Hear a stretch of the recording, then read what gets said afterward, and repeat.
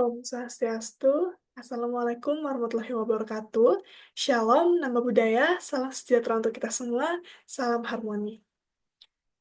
Sebelumnya, pada kesempatan kali ini, saya, Komala Resinta Darmastuti, dengan NIM 211303108, yang merupakan mahasiswa program studi pendidikan kimia semester 7 di Universitas Pendidikan Ganesha, dan kali ini saya akan membuat video mengenai pembahasan soal-soal energi terbarukan. Untuk itu, langsung saja pada soal pertama, di mana dapat kita lihat bersama terdapat gambar bangunan yang mengenai tenaga surya. Adapun manfaat atau fungsi-fungsi dari setiap komponen pada bangunan pada gambar. Yang pertama, terdapat panel surya, di mana panel surya ini sendiri berfungsi untuk menangkap sinar matahari dan mengubahnya menjadi energi listrik dalam bentuk arus searah melalui proses efek fotovoltaik. Ketika cahaya matahari mengenai permukaan panel surya, elektron dalam sel surya akan bergerak sehingga menghasilkan arus listrik. Adapun komponen jaringan listrik PLN, di mana jaringan listrik PLN ini berfungsi sebagai sumber listrik cadangan atau sumber listrik tambahan ketika produksi listrik dari panel surya tidak mencukupi. Misalnya, hal ini dapat terjadi ketika malam hari ataupun ketika cuaca sedang mendung. Lalu ada KWH meter, di mana KWH meter ini berfungsi untuk mengukur jumlah energi listrik yang dihasilkan oleh panel surya dan energi yang digunakan dari jaringan listrik atau jaringan listrik yang ada pada PLN. Lalu ada pun juga inverter. Jadi inverter ini berfungsi untuk mengubah arus listrik searah yang dihasilkan oleh panel surya menjadi arus listrik bolak-balik yang digunakan untuk peralatan rumah tangga atau dikirim ke jaringan PLN. Lalu ada pun juga AC Protection Box, di mana ini akan melindungi sistem kelistrikan dari kerusakan akibat arus yang berlebih, tegangan tinggi, dan juga gangguan listrik lainnya seperti di sisi arus listrik bolak-balik. Lalu selanjutnya, di sini terdapat artikel mengenai Power Variability of Tidal Stream Energy and Implication for Electricity Supply. Untuk penulisnya ini sendiri merupakan Matt Lewis dan teman-temannya, di mana berdasarkan percobaan yang dilakukan pada artikel ini, terdapat beberapa kesimpulan yang didapatkan berdasarkan mengenai energi pasang surut. Jadi yang pertama itu mengenai variabilitas daya turbin. Jadi, pengukuran langsung pada turbin pasang surut berkapasitas 1 MW ini menunjukkan bahwa fluktuasi daya yang dihasilkan masih berada dalam batas yang dapat diterima untuk diintegrasikan ke jaringan listrik.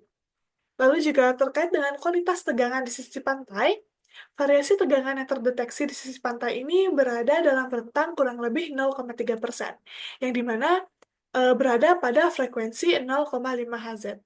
Hal ini menandakan bahwa fluktuasi daya dari turbin pasang surut ini tidak memberikan dampak signifikan terhadap kualitas tegangan jaringan listrik. Lalu juga ada terkait kesimpulan mengenai prediktabilitas energi pasang surut, yang dimana energi pasang surut memiliki tingkat prediktabilitas yang tinggi karena sifat periodisitasnya yang konsisten, sehingga dapat diandalkan sebagai sumber energi yang stabil. Dan juga terkait dengan implikasi untuk pasokan listriknya, dengan fluktuasi yang rendah dan prediktabilitas yang tinggi, energi arus pasang surut ini mampu memberikan kontribusi positif terhadap stabilitas dan juga keandalan pasokan listrik, sekaligus mendukung integrasi sumber energi terbarukan yang lebih bervariasi. Sehingga, secara keseluruhan, penelitian mengenai Power of Variability of Tidal Stream Energy and Implication for Electricity Supply ini menunjukkan dan menegaskan bahwa energi arus listrik atau arus pasang surut ini memiliki potensi yang besar sebagai komponen andal dalam energi terbarukan dengan pengaruh yang minimal terhadap stabilitas jaringan listrik. Lalu, ada pun juga pembahasan mengenai pertanyaan mengenai mengapa biaya produksi biodiesel di Indonesia ini tinggi, membutuhkan biaya yang tinggi. Nah, di sini saya mendapatkan beberapa alasan yang menyebabkan produksi biodiesel di Indonesia ini membutuhkan biaya yang tinggi. Di mana yang pertama, itu mengenai bahan baku. Jadi, biaya produksi yang tinggi ini disebabkan karena ketergantungan pada bahan baku yang mahal. Di Indonesia sendiri, biodiesel ini sebagian besar masih berbahan baku minyak sawit atau crude palm oil atau CPO. Yang di mana harga CPO ini sering mengalami fluktuasi, terutama karena permintaan global untuk produksi minyak sawit yang sangat tinggi, baik dimanfaatkan sebagai makanan ataupun juga dimanfaatkan sebagai bahan bakar. Lalu, dengan bahan baku yang mahal ini, tentunya juga akan berpengaruh pada biaya produksi yang akan meningkat. Lalu, selanjutnya ada mengenai teknologi. Untuk penelitian dan pengembangan teknologi biodiesel di Indonesia sendiri masih terbatas, di mana belum banyak inovasi untuk bisa menurunkan biaya produksi, seperti menggunakan bahan baku yang non-konvensional ataupun teknologi produksi yang bisa lebih efisien. Sehingga proses konversi minyak nabati menjadi biodiesel yang melibatkan teknologi transsertifikasi ini memerlukan katalis yang biasanya eh, adalah metanol ataupun katalis basah. Dan dengan biaya bahan kimia ini dan teknologi yang cukup tinggi ini, tentunya juga akan berpengaruh pada hasil eh, bio, eh, ha- pada proses produksi yang membutuhkan biaya yang lebih dengan bahan baku yang sudah mahal, ditambah dengan biaya teknologi yang juga mahal. Lalu juga terkait dengan infrastruktur pendukungnya. Jadi infrastruktur pendukung seperti fasilitas transportasi ataupun distribusi biodiesel ini belum sepenuhnya berkembang di beberapa wilayah, sehingga untuk terkait dengan infrastruktur pendukung ini akan membutuhkan biaya-biaya logistik atau produksi yang bertambah, sehingga hal ini juga berpengaruh sangat besar kepada peningkatan biaya produksi biodiesel di Indonesia. Lalu, terkait dengan energi angin atau tenaga angin yang dimanfaatkan sebagai sumber energi listrik. Jadi, pada pemanfaatan angin menjadi energi listrik ini terdapat beberapa prinsip kerja yang terjadi atau proses yang terjadi yang dimana eh, ketika energi angin ini digunakan untuk sebagai sumber listrik, energi angin akan menggerakkan baling-baling kincir angin yang dimana putaran baling-baling ini akan mengubah energi kinetik angin menjadi energi mekanik. Lalu, energi mekanik ini akan diteruskan ke generator melalui poros yang mengubahnya menjadi energi listrik. Jadi dapat kita melihat bersama, ketika rotor berputar, demikian pula dengan generator, maka generator akan menggunakan prinsip medan elektromagnetik untuk mengubah energi mekanikal menjadi energi listrik. Lalu, energi dari generator akan ditransmisikan melalui kabel-kabel gardu induk atau substation, di mana energi listrik yang dihasilkan oleh semua turbin ini akan digabungkan ke dalam gardu induk atau substation dan tegangannya dinaikkan. Lalu, operator grid akan menggunakan tegangan tinggi untuk mentransmisikan listrik melalui kabel atau electrical transmission ke rumah-rumah maupun ke rumah-rumah masyarakat ataupun pelanggan bisnis dan industri-industri yang memerlukan. Lalu kemudian dengan begitulah maka energi listrik yang dihasilkan dari energi angin ini dapat dimanfaatkan oleh masyarakat yang membutuhkan. Lalu, adapun juga pertanyaan mengenai apakah energi angin yang dikeluarkan dari kipas angin dapat digunakan sebagai energi listrik, maka jawabannya adalah tidak. Mengapa? Karena energi angin dari kipas angin ini tidak dapat digunakan untuk bisa menghasilkan listrik secara efisien. Yang dimana energi angin dari kipas yang berasal dari energi listrik ini sudah dikonsumsi, sehingga menghasilkan listrik kembali dari angin tersebut akan menghasilkan energi yang jauh lebih kecil ataupun inefisien. Dan adapun beberapa kendala yang saat ini dihadapi Indonesia eh, yang menyebabkan energi angin sendiri ini belum bisa dimanfaatkan terlalu maksimal di Indonesia sebagai sumber energi listrik. Jadi yang pertama itu adalah terkait dengan kecepatan anginnya dan fluktuasi kecepatan angin. Nah, jadi sebagian besar wilayah di Indonesia ini memiliki kecepatan angin yang relatif rendah. Jadi dia sekitar 2 hingga 6 meter per second. Dan kecepatan ini tergolong cukup dikatakan kurang optimal untuk bisa memutar turbin angin secara efisien. Karena kenapa? Karena rata-rata turbin angin ini membutuhkan kecepatan 4 hingga 5 meter per second untuk bisa mulai bekerja. 12 hingga 15 meter per second untuk bisa menghasilkan daya listrik yang maksimal. Dan jarak ini, jarak angka dari eh, kecepatan angin di Indonesia dan kebutuhan angin yang dibutuhkan ini cukup jauh. Dan hal ini menyebabkan energi angin sendiri tidak bisa dimanfaatkan terlalu maksimal di Indonesia. Lalu juga besarnya fluktuasi kecepatan angin di Indonesia ini cenderung tidak stabil dan juga sering berubah-ubah dalam jangka pendek ataupun juga dalam jangka panjang. Sehingga hal ini dapat menyebabkan produksi listrik dari turbin ini menjadi tidak konsisten dan tidak bisa diandalkan sebagai energi utama atau sumber utama listrik. Lalu, terkait dengan biaya investasi yang tinggi. Jadi, pembangkit listrik tenaga angin ini membutuhkan biaya yang cukup tinggi untuk pembangunan awal infrastrukturnya, seperti turbin angin dan juga jaringan transmisi. Dan hal ini masih menjadi salah satu kendala di Indonesia, di mana untuk terkait dengan biaya pembangunan infrastruktur ini masih belum bisa difasilitasi dengan secara maksimal. Lalu, adapun juga masalah terkait dengan keterbatasan lahan. Nah, untuk wilayah-wilayah potensial seperti pantai, ini masih sering bersaing dengan kebutuhan lahan untuk pemukiman dan juga wisata. Jadi, keterbatasan lahan untuk pemasangan infrastruktur seperti baling-baling ini masih belum bisa diatasi karena di Indonesia sendiri, pantai-pantai itu masih tentunya masih banyak dijadikan sebagai pemukiman para masyarakat dan juga sebagai sumber pencaharian pencaharian para masyarakat dan juga sebagai tempat wisata. Jadi terkait dengan lahan ini pun masih menjadi salah satu kendala di Indonesia dalam pemanfaatan energi angin sebagai energi listrik. Dan yang terakhir, itu ada kurangnya teknologi dan juga sumber daya manusia di Indonesia.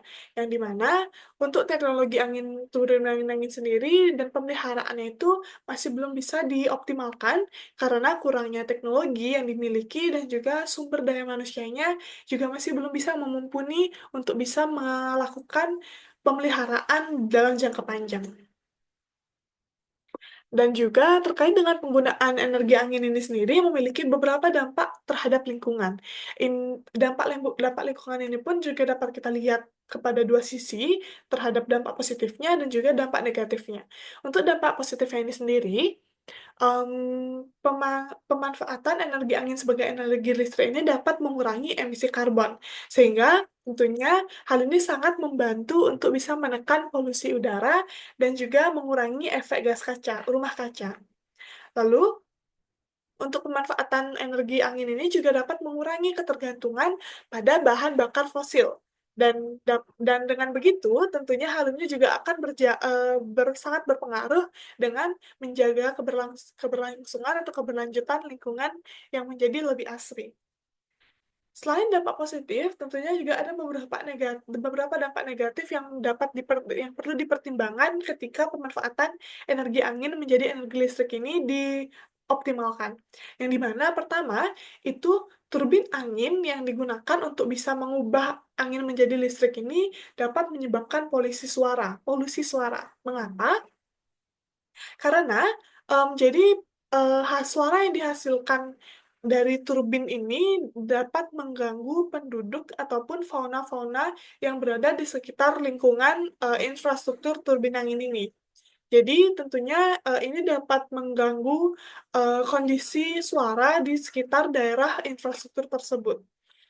Lalu juga terkait dengan instalasi turbin di di lahan-lahan yang dimanfaatkan, ini juga dapat mengubah estetika wilayah tertentu dan juga tentunya mengurangi daya tarik alam. Apalagi dengan turbin-turbin yang bisa dipasang di pantai ini juga akan berpengaruh pada pemukiman dan juga tempat-tempat wisata di Indonesia sendiri.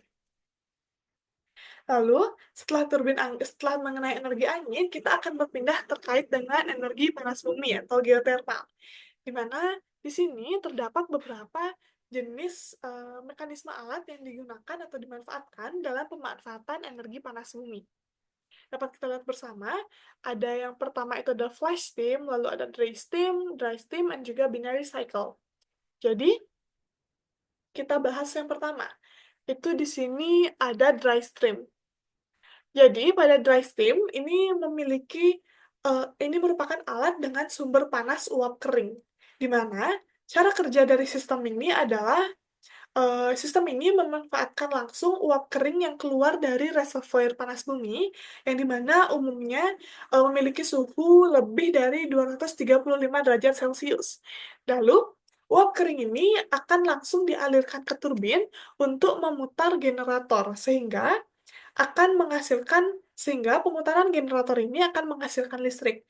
Dan setelah itu, uap akan dikondensasi kembali menjadi air dan disuntikkan kembali ke dalam bumi atau reinjection.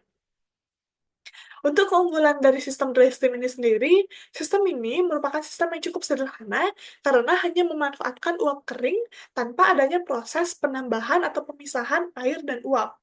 Namun, tantangannya ini adalah dry steam ini sendiri hanya cocok pada lokasi dengan, reservoir panas bumi yang dapat menghasilkan uap kering yang alami, yang di mana untuk uap kering ini sendiri bisa dikatakan sebagai, sumber yang cukup langka atau relatif langka.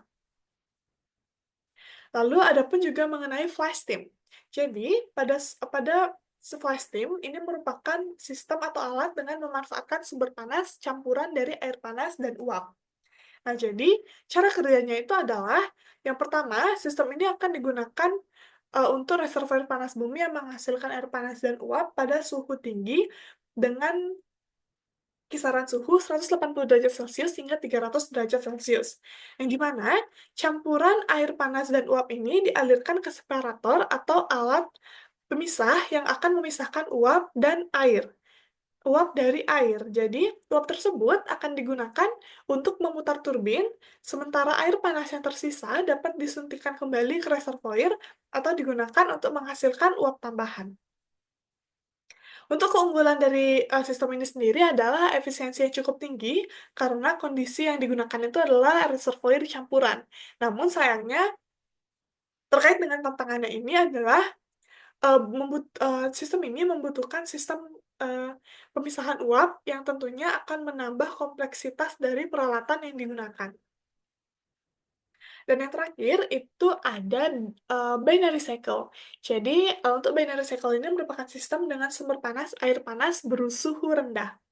Nah, untuk cara kerjanya sendiri, ini sistem dirancang untuk sistem reservoir panas bumi dengan suhu sekitar 100 derajat Celcius hingga 180 derajat Celcius. Yang di mana ini menunjukkan bahwa air panas tidak cukup untuk bisa menghasilkan uap secara langsung.